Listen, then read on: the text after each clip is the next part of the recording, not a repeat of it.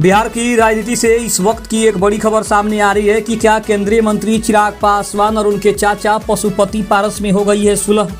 क्या एलजेपीआर में पशुपति पारस अपने आप को विलय करेंगे, अपनी पार्टी का विलय वो लोजपा रामविलास में करेंगे? ये इस वक्त की सबसे बड़ी और सबसे महत्वपूर्ण खबर सामने आ रही है।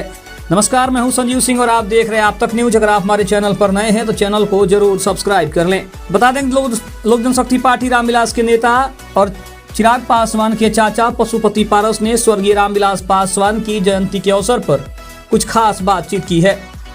पार्टी और परिवार के एकजुट होने की संभावना पर जब पशुपति पारस से चिराग पासवान के साथ समझौते और पार्टी के विलय को लेकर सवाल पूछा गया तो उन्होंने कहा कि फिलहाल पार्टी और परिवार दोनों अलग अलग हैं, लेकिन उन्होंने अपनी इच्छा और प्रयास जताते हुए कहा कि मेरा प्रयास है कि पार्टी और परिवार आने वाले समय में एक हो जाएं। उन्होंने अपने भाई रामविलास पासवान और रामचंद्र पासवान को याद करते हुए भावुक अंदाज में कहा कि दुनिया में सब कुछ मिल सकता है लेकिन सहोदर भाई दोबारा नहीं मिलते। उन्होंने बताया कि तीनों भाइयों की जोड़ी हमें बिहार में राम, लक्ष्मण और भरत की तरह मानी जाती थी, लेकिन दोनों भाइयों के असमय निधन के बाद वे इस मझधार में अकेले रह गए हैं।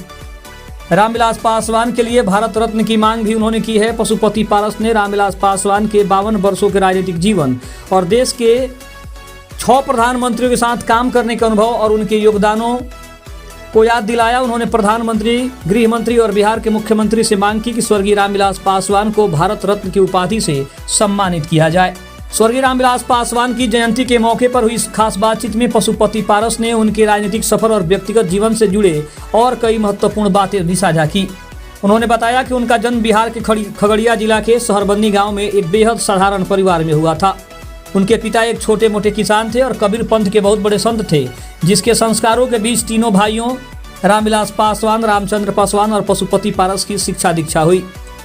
पशुपति पारस ने याद दिलाया कि रामविलास पासवान देश के उन गिने चुने नेताओं में से थे जिन्हें संसद और विधानसभा के तीनों सदनों, बिहार विधानसभा, लोकसभा और राज्यसभा का सदस्य और नेता रहने का गौरव प्राप्त हुआ। अपने 52 वर्षों के लंबे राजनीतिक जीवन में उन्होंने देश के 6 अलग अलग प्रधानमंत्रियों की कैबिनेट में बेहद महत्वपूर्ण विभागों को संभाला। वहीं देश में मंडल कमीशन को लागू करवाने और बाबा साहब भीमराव अंबेडकर को भारत रत्न से सम्मानित करवाने में स्वर्गीय पासवान की केंद्रीय भूमिका थी।